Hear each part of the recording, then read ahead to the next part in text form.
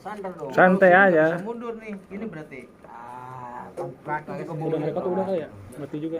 Kalau dia ngerekod, dia udah ngerekod dulu tuh sebenarnya. Dia ngerekod iya, tadi dia aman kalau dia. Nah, Bang agak ke pojok dikit biar nanti pas pembersihan. Ya, kan. Bang siapa tadi? Bang Roland Sinaga.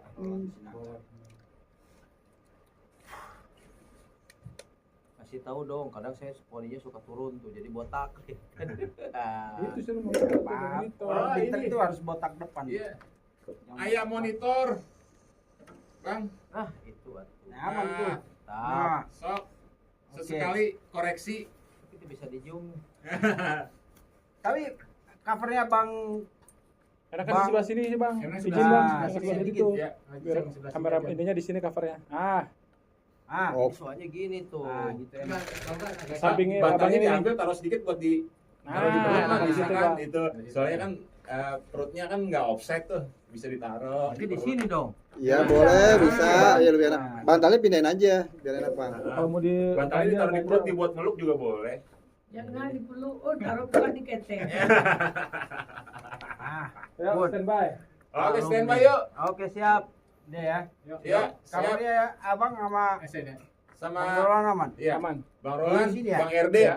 Sini ya. Oke, Kalau siap. Abang Kameranya. mau nunjuk-nunjuk ke sini. Iya. Ya, itu cover, itu master, ini cover. 13 menit pertama ya. Kamera roll. Ya aman, pokoknya Aman. Abang atur aja. Yuk. Roll. 3, 2, 1, opening. Itu doang kerjaan lu. Iyo. Makat. Oke, selamat malam bisa cumi-cumi.com dimanapun berada. Balik lagi kita ke special interview. Malam ini sebenarnya ada topik yang menarik dan bisa jadi pelajaran untuk kita semua. Ini tentang kasus Bang Togar Situmorang, Dr. Togar Situmorang yang selama ini dikenal sebagai Panglima Hukum, tapi oleh pengadilan negeri dan beliau mengajukan banding ke pengadilan tinggi. Di pengadilan negeri divonis 2,5 tahun, 2 tahun 6 bulan. Lalu di pengadilan tinggi malah vonisnya dinaikin jadi 3 tahun. Dan secara hukum dari berbagai narasumber yang kita hadirkan, baik kita wawancara di lokasi atau datang ke sini, semua narasumber kita pakar hukum itu mengatakan bahwa ini perkara sepertinya ada sesuatu yang aneh. Dan sebelum tadi kita bicara di sini ada lawyernya Bang Erdelo dan Bang Roland Sinaga. Saya sempat berkomunikasi dengan Bang Togar, ini ada apa sebenarnya. Nah, dari obrolan kita sebentar, saya menyimpulkan bahwa sepertinya ada Bang Togar itu diadili oleh sebuah kekuatan di luar pengadilan. Nah, gimana persisnya? Nanti kita akan ngobrol dengan Bang Erdelo. Ini pacarnya Novi ya? Saya anaknya Bu Elida. Jadi Bang Erdelo, kalau teman-teman bisa ngeriwain ingatan itu, dulu muncul garang sekali waktu kasus Novi ya, yang versus Agus Salim itu ya Bang ya. Lama ngilang, terus kemarin kita sempat ngobrol tentang kasus Perkosaan dan Umul. ya, dan sekarang Jadi kuasa hukum beliau. jadi kuasa hukum Bang Togar Situmorang. Itu official ya Bang? Siap. Ya. Nah, kita mau dengar ini penjelasan dari Bang Erdelo. Ini apa sih sebenarnya? Sampai seorang pengacara di penjara, ini luar biasa loh. Kita yang awam tuh jadi takut sekarang. Ya kan? Pengacara aja Karena setahu kita lawyer itu punya hak imunitas. hak imunitas. Dan itu diatur di undang-undang loh, bukan Betul. bacot-bacotan kita ya. Betul. Itu diatur di undang-undang. Nah, kita mau dengar ini ada apa sebenarnya? Kok sampai seorang pengacara yang sedang menjalankan tugasnya sebagai lawyer dilapor balik dan kemudian dijatuhi hukuman penjara. Coba Abang kasih apa dulu? Pencerahan dulu, maksudnya informasi yang benar dulu. Ini ada apa sebenarnya dengan Bang Togar Situmorang ini? Baik, siap. Selamat malam, saudaraku. Terima kasih. Cumi-cumi.com sudah memberikan ruang saya untuk hadir di sini di malam hari ini. Bukan sekedar membela klien saya, Dr. Togar ya, tapi membela masa depan profesi advokat dan akses keadilan bagi rakyat kecil di Indonesia. Jadi begini, kasus yang menimpa saudara kita, Dr. Togar Situmorang ini, menurut saya adalah ujian bagi integritas peradilan dan martabat profesi seorang advokat di Indonesia. Ya. Karena jika ada kriminalisasi advokat atas dasar gagal janji, maka akan menciptakan presiden buruk dan bahaya bagi penegakan sistem hukum di Republik Indonesia ini. Untuk itu saya terpanggil. Saya secara resmi saya menyampaikan keprihatinan mendalam saya atas putusan Pengadilan Tinggi Denpasar nomor 68 garing PID garing 2026 garing PT DPS 1 Denpasar. Itu saya terpanggil ke sini ya. Tanggal 3 Juni tahun 2026, putusan tersebut memperberatkan hukumannya kepada Dr. Togar Situmorang. Jadi 3 tahun ya? Ya, beliau seorang advokat senior dan kurator.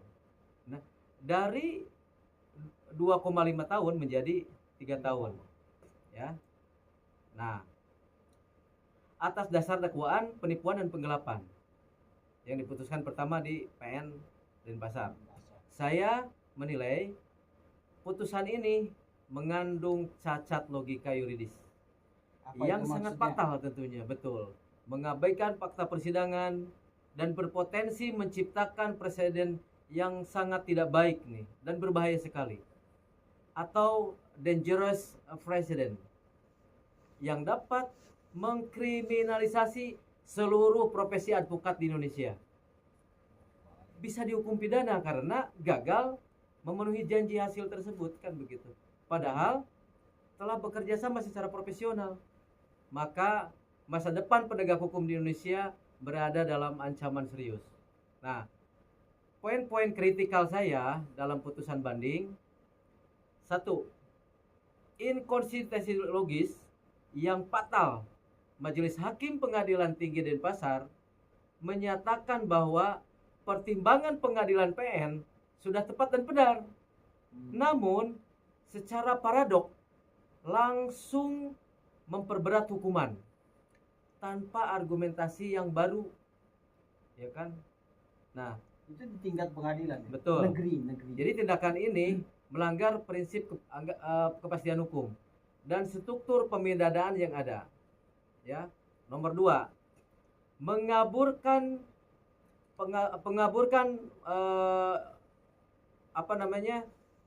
penipuan dengan uang prestasi. Nah, Dr. Togar ini, klien saya, sudah melakukan pekerjaan secara nyata. 1, membuat 10 laporan polisi, membuat gugatan perdata, ya, dan melakukan pekerjaan hukum, juga koordinasi dengan instansi terkait yang dibutuhkan oleh kliennya. Nah, kegagalan nomor 2 ini mencapai hasil akhir dalam suatu proses hukum, tentu kita paham, Bang. Ini ada risiko profesional atau wan prestasi, ya kan? Nah, bukan bukti niat jawab sejak atau mens rea yang dilakukan penipuan di situ. Nah, mengkriminalisasi kegagalan hasil adalah bentuk abuse of process. Repot juga ya, Bang. Oke, nanti saya lanjutkan. Yang ketiga, pelanggaran hak konstitusional terdakwa atau due process, permohonan pembelaan untuk memeriksa kunci yang lain, gitu kan? Nah, itu saya ketahui ada pejabat Bariskrim, ada pejabat imigrasi, karena pelapornya kan WNA, warga negara asing. Yang disebut-sebut di dalam proses hukum ini, dalam kasus ini ditolak tanpa alasan yang jelas. Oke, tentunya, Bang, hal ini mencederai asas fair trial, Bang, dan hak terdakwa untuk menghadapi sanksi. Ya, nah, jadi yang keempat, indikasi penyalahgunaan wewenang yang dilakukan dalam penyidikan nih Bang. Saya kritisi ini. Fakta bahwa penyidikan itu sempat dihentikan 2 kali atau SP3 ya. Pada Januari dan Februari 2024. Karena jelas Bang, kurang bukti di situ makanya terjadi SP3 kan begitu. Nah, namun tiba-tiba dibuka kembali oleh Polda Bali tanpa alat bukti baru atau kata Bang pra peradilan yang menunjukkan adanya intervensi non yuridis atau mencederai independensi penegakan hukum di sini. Ya. Pertanyaannya independen nggak? Kan begitu. Itu harus banyak yang bertanya ke saya, Bang. Kenapa kasus ini berawal gagal janji, advokat bisa kepidana, bisa dipenjara? Mari kita luruskan logika dasar kita gitu. Jadi begini. Analogi sendiri nih sambil realitasnya begini. Bahwa profesi itu human interest, Bang. Jadi coba bayangkan. Jika ada pesan ojek online dan pengemudinya itu terlambat atau tersasar, ya kan? Apakah Anda akan laporan polisi? Bilang mau menipu? Tidak kan? Ada mekanisme, Bang. Ada refund pengajuan di aplikasi, ya kan? Ada hal-hal teknis yang sudah kan sama penyedia atau denda, itu yang namanya wan prestasi, Bang. Atau kesalahan perdata. Nah, mengapa kita, Bang, melihat seorang Dr. Togar Situmorang, ya, sudah bekerja siang malam, mengeluarkan biaya sendiri operasional, membuat lebih dari sebuah laporan polisi, 10 loh laporan polisinya. Dan gugatan tentunya perdata dia jalankan kan gitu. Nah, tapi hasil akhir di pengadilan negeri tidak sesuai dengan harapan klien dia. Tiba-tiba dianggap penipuan dan dipenjara sampai saat ini. Nah, dan terus berproses sehingga keputusan banding. Banyak masyarakat berpikir, Bang, bayar advokat hanya untuk kemenangan. Itu salah besar. Advokat berjuang untuk proses perjuangan hukum, bukan untuk hasil, Bang. Bukan untuk hasil akhir. Hak Betul. klien, Betul, Bang. hak hukumnya. Nah, nanti begini, Bang. Dengan menghukum klien saya, Dr. Togar Situmorang, karena vonis hakim tidak sesuai klien, sama saja seperti menghukum dokter karena pasien meninggal dunia. Padahal apa? Padahal operasi sudah disesuaikan dengan prosedur yang benar. Logikanya begitu, Bang. Dr. Togar dihukum bukan karena beliau curang. Beliau dihukum karena sistem yang sedang sakit. Ya. Yang menganggap kegagalan hasil sebagai niat jahat. Paham itu, Bang? Dari poin-poin ini, ya. Maka saya terpanggil. Saya akan lanjut, Bang, ke fakta hukum dan penyalahgunaan wewenang, ya. Jadi begini. Soal SP3 saya pertajam lagi nih di Bareskrim ini, Bang. Ini akan saya jelaskan secara lebih mengarah. Kan penyidikan itu kepada Dr. Togar itu kan sempat 2 kali diberhentikan, yang saya bilang tadi kan gitu. Nah, apa sih syarat-syarat SP3 itu bisa diaktifkan kembali, kan begitu. Karena kurang bukti, Bang. SP3 itu dinyatakan kurang bukti.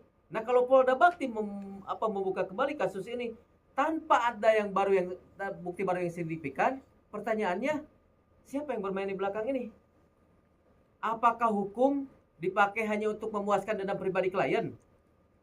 Atau apa? Itu kan pertanyaan besar. Wajar saya mempertanyakan ini. Yang kedua, Bang. File terakhir yang dilarang, Bang. Di persidangan, ya, kuasa hukum beliau sebelumnya selain saya kan gitu, memanggil dan meminta keterangan. Ini dasar-dasarnya, Bang, yang membuat saya kritik. 5 saksi kunci, ya. Pejabat Bareskrim, imigrasi, untuk klarifikasi, dan para penyidik dan sebagainya. Nah, bagaimana bisa adil kalau suatu peristiwa hukum para pihak ini yang paling tahu atau penyidik awal dibungkam? Ini bukan kesalahan teknis, Bang. Ini adalah penyalahgunaan wewenang atau abuse of the process. Nah, yang ketiga, Bang, terakhir. Putusan paradok. Ya. Pengadilan Tinggi Denpasar itu, ya, memperkuat. Nah, di mana masuk logikanya ketika putusan tersebut adalah putusan yang memang tidak didasari dengan petunjuk teknis untuk mengaktifkan SP3 ini kembali. Silakan Bang. Jadi kita perlu ingatin dulu Bang. Jadi kasus ini Bang, pemirsa, berawal dari ada seorang klien meminta jasa Jasa hukum dari Bang Togar Situmorang tentang sebuah kasus lah ya, kasus tanah kalau nggak salah. Ya, pokoknya tentang ikatan kasus hukum. Ya, terus ada sebuah proses hukum. Lalu Bang Togar sudah bekerja, membuat 10 laporan. Ya, betul. Ya, tapi karena kekurangan bukti, laporan itu kemudian di SP3. Betul. Karena SP3, nah klien ini berharap kasus ini berjalan. Betul. Ternyata secara fakta hukum, dan itu kan yang nentuin Polda. Betul.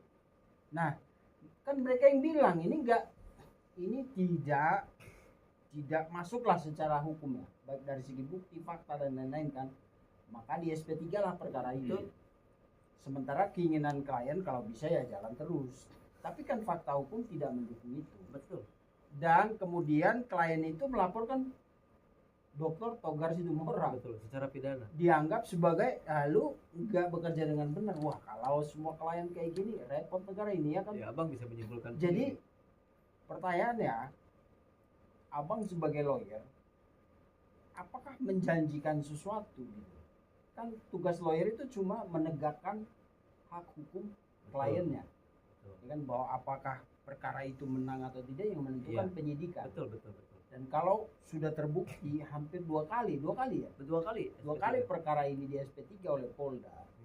Lalu kemudian kenapa Polda kemudian membenarkan, ini pertanyaannya Tanpa serius, Pak. didasari. Kenapa Polda kemudian menaikkan laporan kliennya Bang Togar ini di kasus ini? Betul. Ya, karena kan yang membuat SP3 itu kan mereka. Iya. Artinya mereka tahu bahwa faktanya ini seberapapun keinginan klien, Betul. ini nggak bisa karena buktinya kurang. Iya, betul. Lalu kenapa? Pertanyaannya itu ya Pak. Kenapa Polda kemudian memuluskan atau menaikkan laporan dari kliennya Bang Togar itu ke proses penyidikan sampai Bang Togar diproses secara hukum dan Betul. sampai menerima hukuman 2,2 tahun 6 bulan dan akhirnya 3 tahun. Betul. Itu gimana ceritanya? Karena Seperti- gini loh, Nah, gini pemirsa, jadi logikanya gini, ada klien ya yang menyerahkan atau mempercayakan perkaranya ke seorang pengacara, betul. ya kan? Lalu pengacara itu udah bekerja, membuat laporan dan lain-lain. Dari sekian laporan itu ternyata memang buktinya nggak cukup. Artinya klien ini sebenarnya dalam posisi yang tidak benar secara hukum. Betul. Karena kalau benar, pasti laporan Bang Togar itu berjalan dong. Betul. Kecuali ada kekuatan lain Betul. di luar Non yuridis lah ya. non yuridis yang mempengaruhi proses hukum itu. Ya kan? Artinya pemirsa, proses yang sudah dilakukan oleh Bang Togar itu ditolak oleh kepolisian. Betul. Kemudian ini ngeri juga sih kalau kayak gini ya. Makanya. Setiap pengacara yang dianggap gagal memenuhi keinginan kliennya yang secara fakta hukum emang laporan nggak bisa karena bukti fakta dan lain-lain itu tidak memenuhi. Kemudian klien melaporkan lawyernya. Betul. Wah, ini bahaya Pak. Iya. Dan yang dilaporkan Kenapa advokat. Polda Bali ya? Iya. Kenapa Polda Bali menerima laporan klien? Kan mereka yang meng-SP3 perkara ini. Artinya kan mau lu sewa pengacara manapun, ya kan? Betul. Mau lu sewa siapalah, taruhlah pengacara paling top di Indonesia, lu sewa. SP3 juga perkara ini karena fakta dan bukti tidak cukup. Betul. Artinya kalau Polda kemudian menerima laporan klien, ada yang nggak benar loh, ya kan? Kecuali Bang Togar tidak melakukan upaya hukum sama sekali ketika dia menjalankan amanah dari kliennya. Ini kan dilakukan tapi di SP3, artinya bukti dan fakta tidak cukup. Betul. Wah, kalau kayak gini repot Mas. Repot Semua kan? pengacara bisa masuk penjara ya. Iya. yang gagal ya, Betul. pengacara Nadiem masuk penjara. Ya kan, pengacara siapa lagi? Banyak. Tamar Mirjani masuk penjara. Karena kan semua klien pasti berharap menang, bebas. Ya kan? Betul. Nah, kalau kayak gini, ini ada apa sebenarnya? Kok harusnya kan Polda Bali ketika menangani lapor ini, dia tahu loh, emang nggak bisa mau lu pakai pengacara dari manapun, ya kasus ini dari SP3, tapi kenapa diterima? Itulah yang akan saya sampaikan, itu kita kritis. Kita kan sebagai praktisi hukum memahami beberapa unsur sah atau tidaknya SP3 itu dilanjutkan kembali. Salah satunya mendukung nanti di persidangan di KUHP 183 184 kesesuaian bukti-bukti, apalagi bukti-bukti baru. Oh, ditemukan bukti baru, ya kan? Nah, jadi gini Bang, kalau seandainya, mohon maaf saya ralat, tadi